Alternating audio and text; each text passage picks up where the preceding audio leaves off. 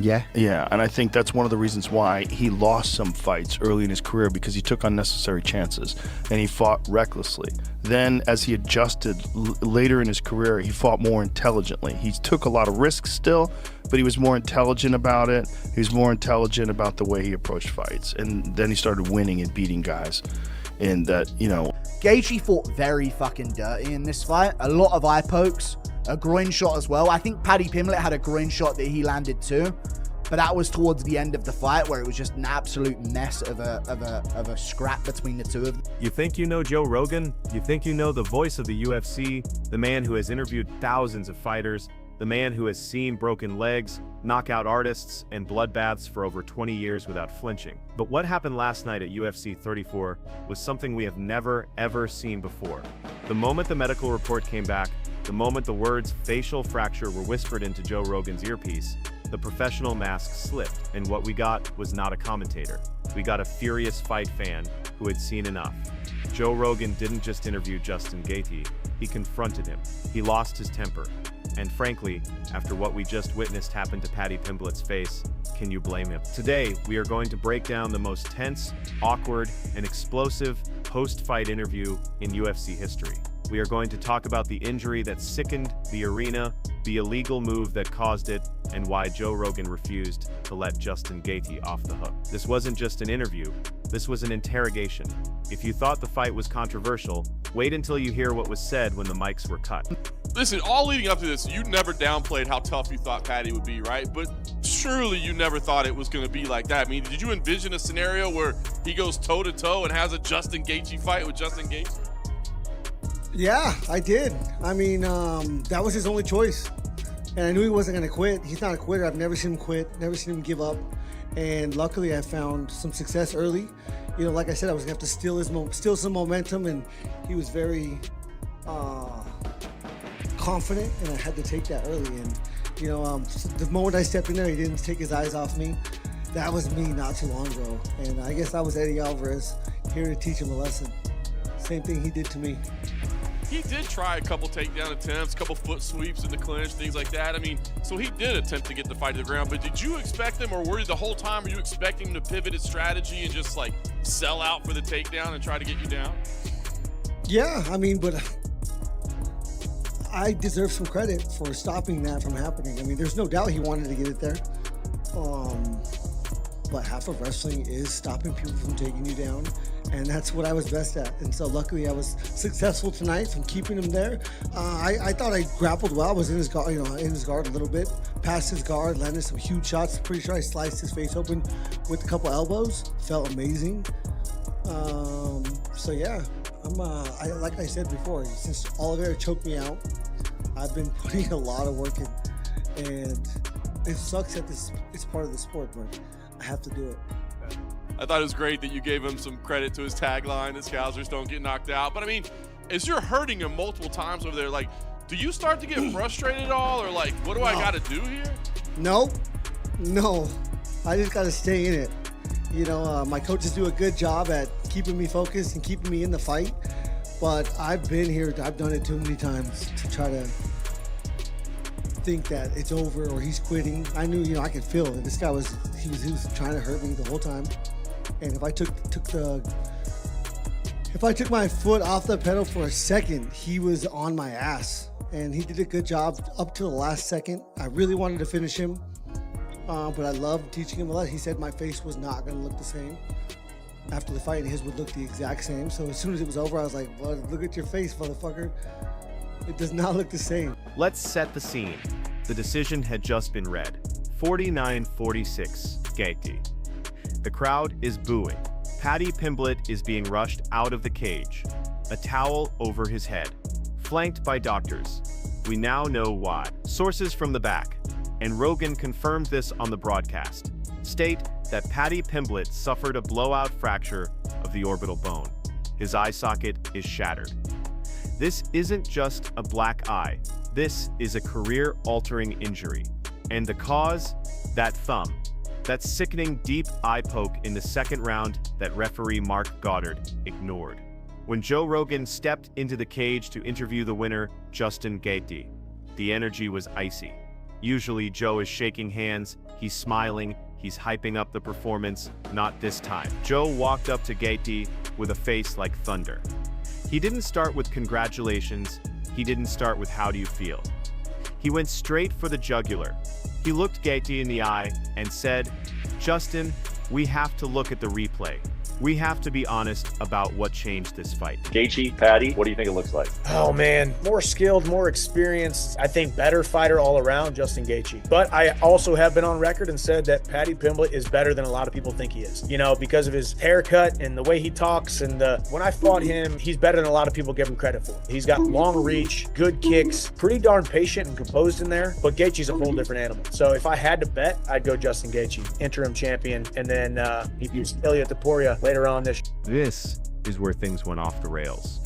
Justin Gaethje, usually the fan favorite, tried to laugh it off. He tried to play the "it's a fight, stuff happens" card. But Rogan wasn't having it. You could hear the edge in Joe's voice. He pulled up the slow motion footage on the big screen.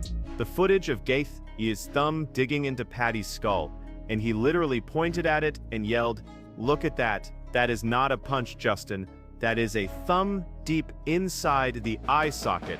It was unparalleled. Rogan was practically lecturing the new interim champion on live pay-per-view. He was accusing him, right there in front of millions of people, of fighting dirty. He said, "Paddy is on his way to the hospital with a broken face, and it didn't come from a punch, it came from this foul." How do you feel about winning a belt like that? The silence in the arena was deafening. Gaethje's smile dropped. He realized this wasn't a celebration, it was an indictment. I really wanted to finish him, but I loved teaching him a lot. He said my face was not going to look the same after the fight, and his would look the exact same. So as soon as it was over, I was like, "Well, look at your face, motherfucker. It does not look the same." So for him to, and he's going to learn from this. You cannot have that mentality when you come in there. He needs to accept the worst possible outcome, and that's how you perform the best, when the pressure's the highest. You have to learn these lessons. Again, his mindset going into that fight was not good. It's not how you cannot do that like this. You know, false confidence is terrible. It'll kill you every time. And that's what he had. He'll learn. And let's talk about Gaethje's reaction, because this is what really set Rogan off. Gaethje shrugged. He actually shrugged. He said, "If the ref doesn't call it, it's legal. I fight to win."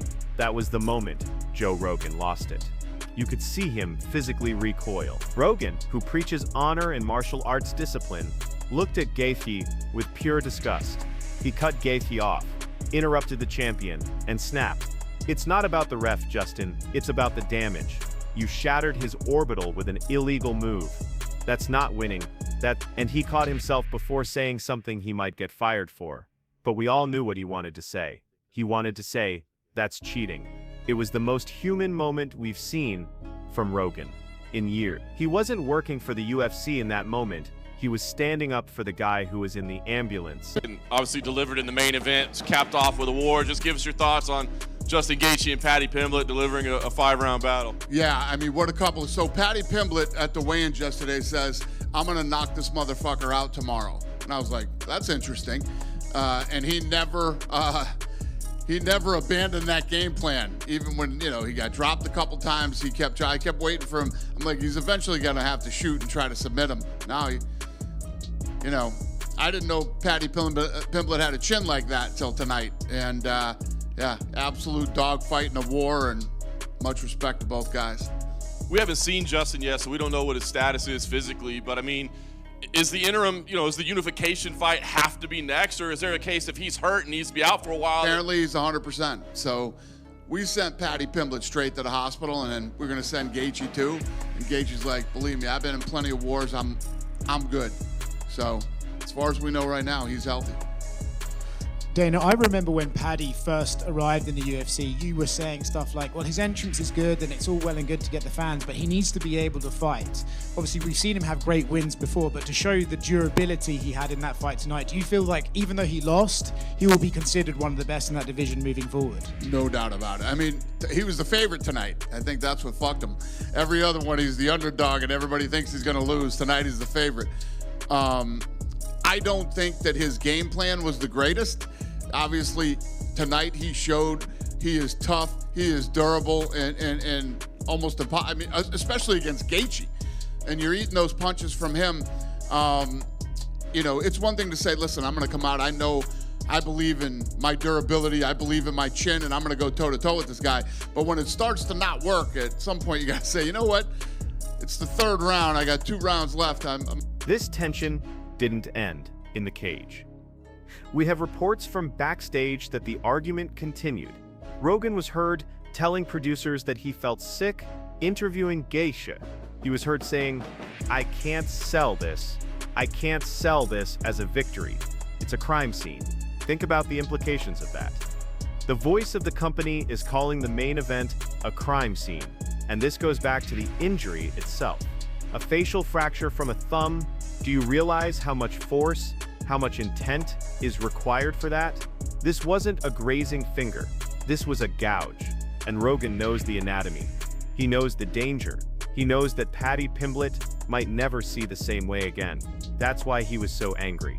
He realized that we weren't watching a sport anymore. We were watching maiming. And the fact that Gaethje showed zero remorse, zero concern for his opponent, really rubbed Rogan the wrong way. That night 8 years ago, what's like the first thing that comes to mind when you think of that fight with Justin? That I'm glad it's over and I never want to do it again. I'm like, the fans don't ever ask for a rematch or anything like that, because that would have never. I'm like, I'm glad. He's unique, man, and he's one of my favorite guys to watch. So like, but if you want to beat Justin Gaethje, you have to. So he's a forward fighter and a pressure fighter that he will stand in the pocket, and he's gonna throw everything he got in that pocket. If you don't meet him, you'll get chewed up. So Paddy, the way to beat a guy who like does this, very violent, aggressive pressure fighter, you have to meet him. You have to throw when he throws. So you got to be brave, and you have to go when he goes in between his shots. If you do that, you got a fair shot. If you don't do that, if you're not brave and courageous and throw when he throws in between his shots, it's going to be a really long night. It's going to be a hard night for you. We also have to look at the hot mic moment that people are sharing on Twitter. Wait a minute, but we can't stop people from breaking the law. What are you saying? There's a method to stop this, and you don't want it stopped? Right. Because the dirty secret is the census doesn't count citizens. And it sounds like Rogan said, everybody. That's the dirtiest thing I've seen since Paul. So if you live in a community that's half illegal aliens, you get way more congressional seats from that district. It labels him a villain. If you are in a community where all those people don't count. Sport. Joe Rogan has single-handedly changed the narrative of this fight. If Joe had just smiled and nodded, maybe the fans would have moved on. But because Joe made a scene, because Joe demanded accountability, now the whole world is looking at that X-ray of Paddy's face and demanding justice. That's going to be a fun fight. I'm going to go with Paddy, you know what I mean? There's been a couple of times where I thought Paddy's had big tests in front of him and he's passed them. And, you know, he showed me in his last fight he can really stick to a game plan. And he's going to need that with a Gaethje. So I'm going to go Paddy. Why does this matter? Because Joe Rogan is the barometer for the casual fan. When Joe gets mad, the world pays attention. His anger validates every Paddy fan who felt robbed.